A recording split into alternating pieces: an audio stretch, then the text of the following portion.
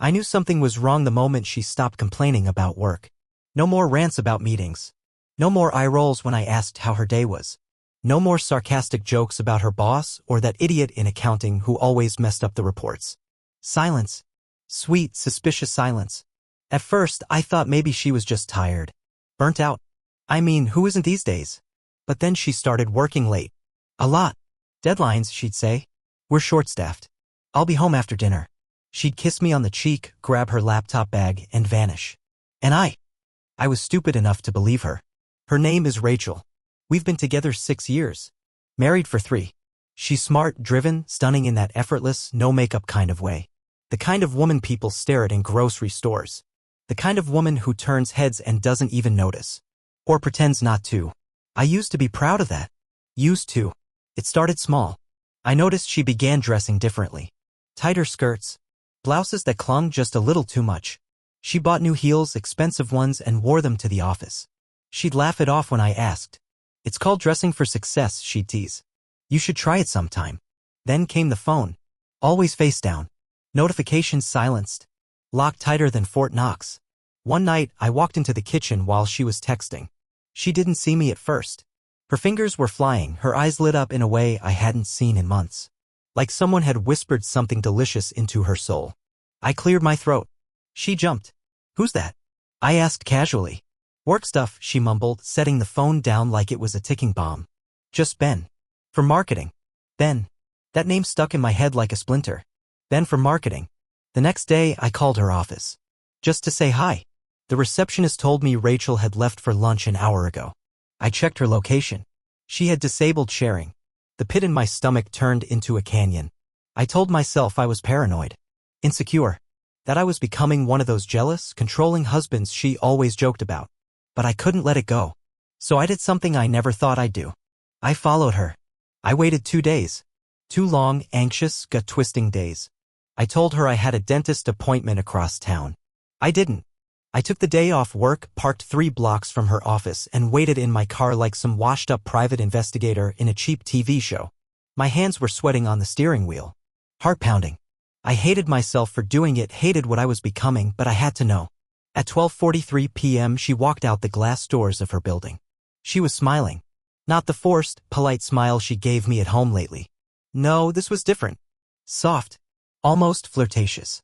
She wore the dark green dress I hadn't seen in months, the one I loved because it hugged her curves perfectly. And then, right behind her, there he was. Ben. Tall, lean, good hair. The kind of smug, confident posture that just screams, I get what I want. I'd never seen him before, but I knew immediately. That was him. The just Ben for marketing. They didn't touch. Not at first. But they walked close. Too close. The way his hand grazed the small of her back as they crossed the street wasn't accidental. I know that touch. I know what it means. And the way she looked up at him, wide-eyed, laughing, it was like she'd forgotten the rest of the world existed. I followed them to a small Italian bistro on a quiet side street. Not the kind of place you go for a quick work lunch. It was cozy. Dimly lit. Romantic. I parked across the street and watched them through the window, sipping coffee I didn't want and choking down rage I couldn't name. She leaned in when she spoke. She played with her hair. He touched her wrist and she didn't pull away. I couldn't breathe. That was my wife in there. My Rachel. And she was looking at him like he was the only man who had ever made her feel alive. I didn't confront her. Not yet. I needed more. Needed to be sure. So I waited until she got home that night, pretending I hadn't seen a thing. She walked in like nothing had happened. Said the meeting ran late. Kissed me on the forehead. Her lipstick still smelled like red wine. That night, I couldn't sleep.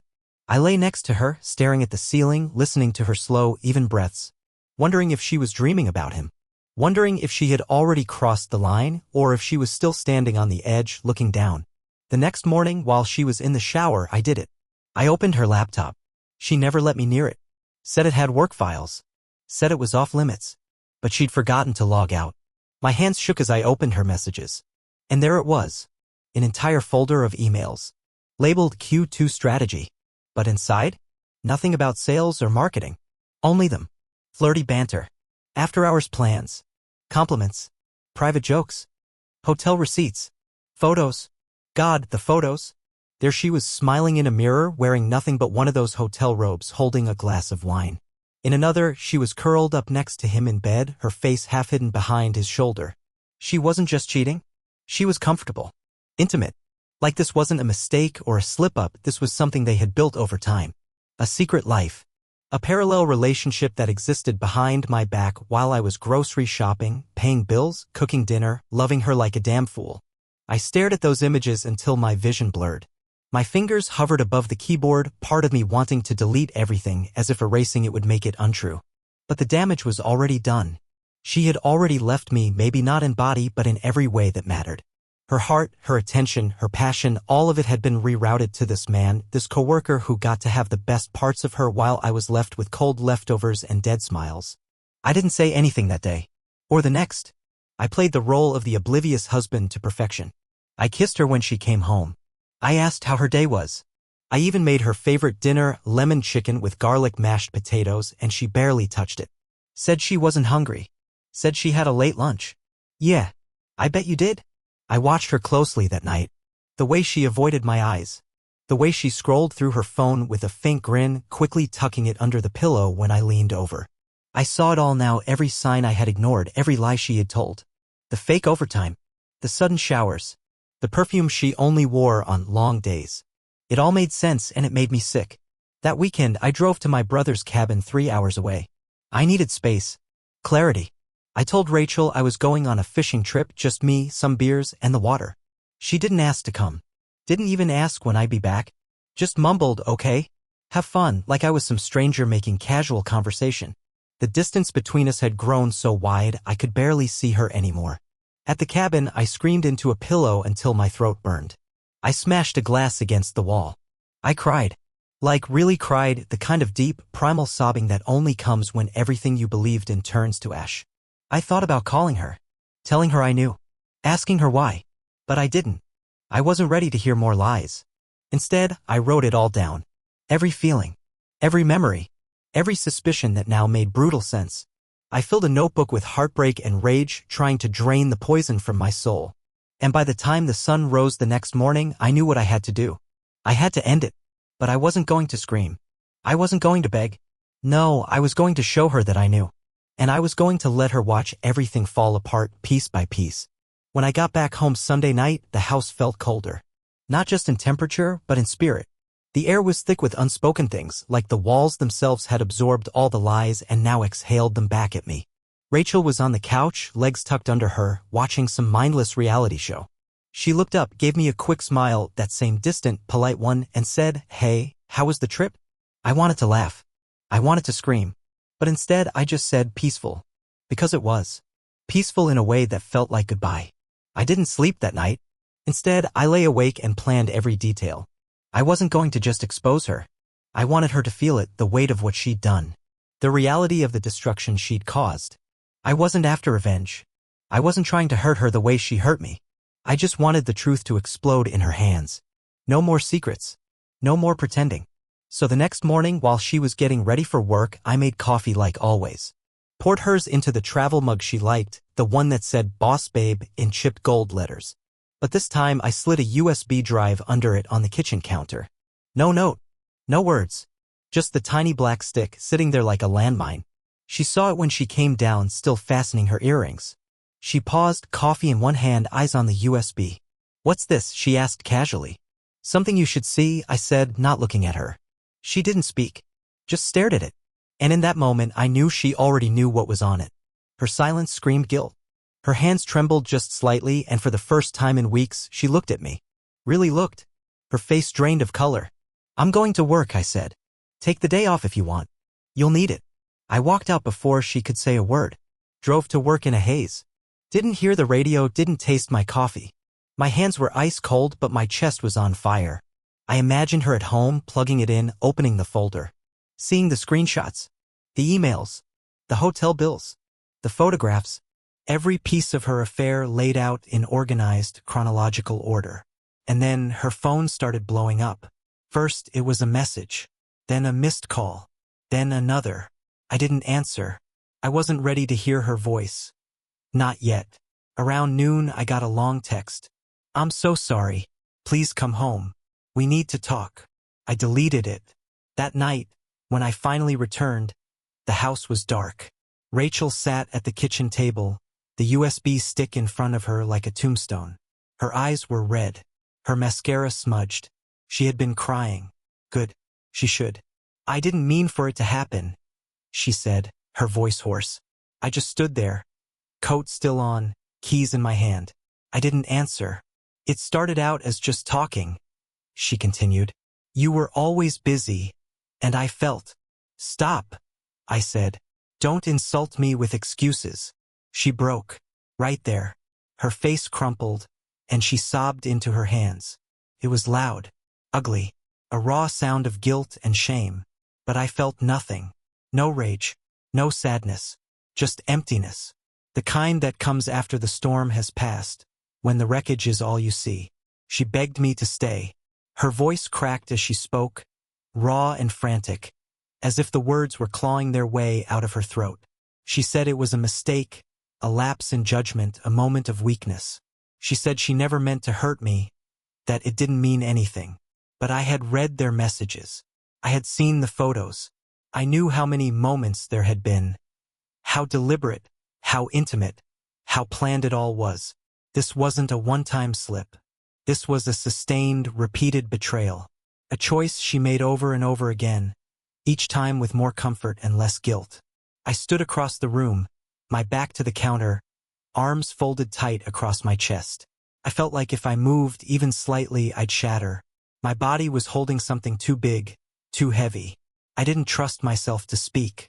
I watched her, hunched and trembling, trying to reach me through her tears. But whatever string had once connected us had been severed, and all I felt was the dull ache of finality. The love I had for her was still there, somewhere deep, but it was buried under so much ash and broken glass that I didn't recognize it anymore.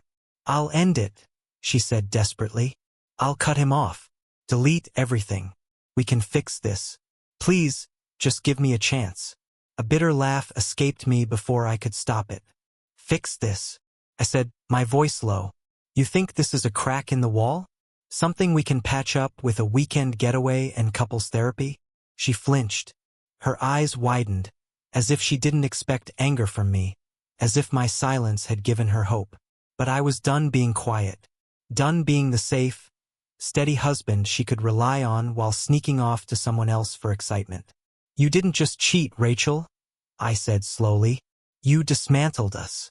You took everything we built and handed it to another man.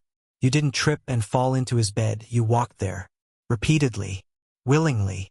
She started sobbing again, head in her hands, whispering, I know. But that didn't help. That didn't fix anything. I turned and walked out of the room, not because I was being dramatic, but because I couldn't stand to be near her. Every inch of that kitchen reminded me of us. Mornings with pancakes and music. Wine at the counter while we cooked. Late-night talks about nothing and everything. And now, it was haunted. I slept on the couch that night, or tried to. My body lay there, stiff and aching, while my mind replayed everything over and over. Her laughter, his name, the green dress, the hotel receipts.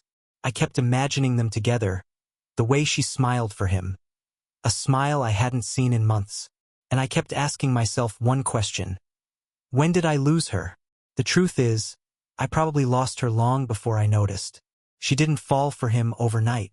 She drifted away from me one small choice at a time. And now I had to choose too. Stay and pretend, or walk away and rebuild. That night, somewhere between exhaustion and clarity, I made my decision.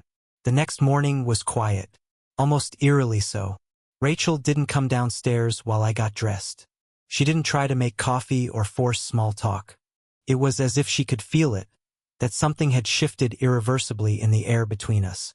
I packed my gym bag, not because I planned to work out, but because I needed to start moving things out gradually. I wasn't ready for a dramatic exit, not yet. I needed control, order. This wasn't about storming off in anger. It was about reclaiming my dignity, piece by piece. As I zipped up the bag, I glanced around the bedroom.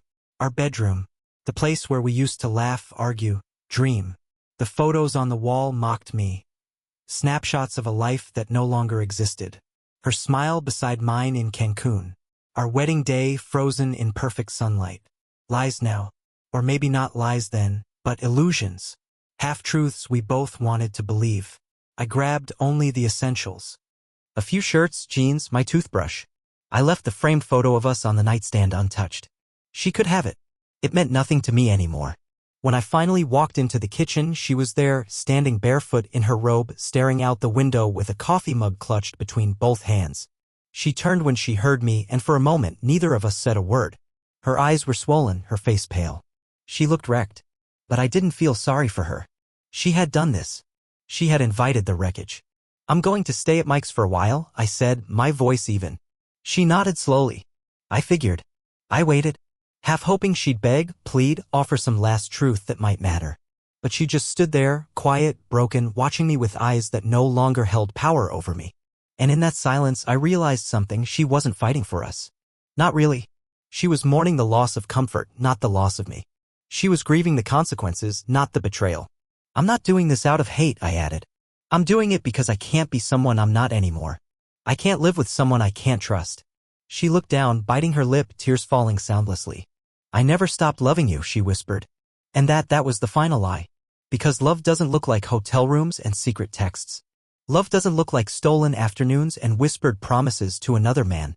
Love fights. Love stays. Love tells the truth. I walked out. The air outside was cool, and for the first time in weeks I could breathe. The sun was rising, casting long shadows on the pavement, and I felt like I was finally stepping out of a dark tunnel. I didn't know where this road would lead. I didn't have a plan beyond the next few days. But I knew this much: I wasn't going back. Some things, once broken, can't be fixed. And some betrayals are just too deep to forgive. The first night away from Rachel felt strangely quiet, like my life had been put on mute. I stayed at Mike's place, a small one-bedroom with second-hand furniture and a fridge full of beer and frozen pizza. It wasn't home. But then again, neither was the house I had just left. Mike didn't ask questions. He just handed me a beer, clapped me on the shoulder, and said, "You can stay as long as you need." That kind of silent support meant more than 1,000 sympathy speeches. I spent that night staring at the ceiling, the glow of the city lights slipping through the blinds. My thoughts didn't race anymore, they moved slow, like heavy waves. Everything felt surreal. I wasn't angry in the way I expected. I wasn't yelling or breaking things. I was just numb. Like my soul had been sedated by grief. But beneath the stillness, something else stirred, something like resolve. I had survived the explosion. Now I had to walk through the rubble. Over the next few days, I did what had to be done. I called a lawyer. I started moving my name off the lease. I canceled the joint credit card. Each step was painful in a way I hadn't anticipated, not because I regretted it, but because it made everything so final. Each action drove another nail into the coffin of our life together. But at least I was in control now. At least I was choosing myself for once. Rachel called, texted, emailed. At first, her messages were full of desperation. "Please talk to me. I need you. Don't give up on us." But when I didn't respond, they shifted. She grew angry. Accusatory. "You're just walking away?